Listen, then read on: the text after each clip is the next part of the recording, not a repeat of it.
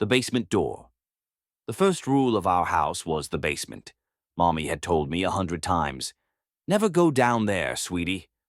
It's not safe." But a rule is only as strong as the temptation to break it, and the basement was making a noise. It started faint, a tiny whimper that seemed to be vibrating up through the floorboards. Tonight, though, it was clearer, a frantic, high-pitched scratching followed by a pleading, almost hopeful little yelp. It sounded exactly like a tiny, hungry puppy trapped in the dark. I had to see that puppy. My heart hammered a frantic rhythm against my ribs as I slid the old, rusted bolt on the door. The sound of the latch was deafening in the hallway's silence. I cracked the door open a sliver. The air that rushed out was damp, stale, and cold, carrying the faint scent of bleach and something metallic. I gripped the wooden railing and tiptoed down just 3 steps, letting my eyes adjust to the gloom.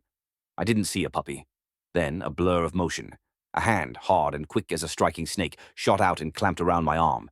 I was yanked backwards, a ragdoll sailing through the air, and slammed against the hallway wall. The door was slammed and bolted with a terrifying final clang. Mommy stood over me. Her face was a mask I'd never seen, utterly stripped of her usual soft, smiling warmth. "I told you! I told you!" she hissed, her voice a low, terrifying growl.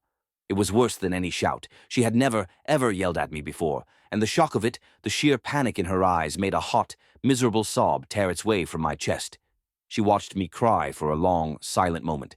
Then the frightening mask slipped, replaced by a strained, fragile smile. Her hands trembled as she wiped the tears from my cheeks.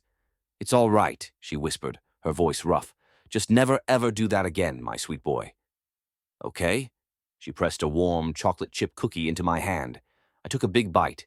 The sweet, buttery crunch instantly soothed me and made me feel better, so I didn't ask her why the boy in the basement was making noises like a puppy or why he had no hands, feet, or eyes.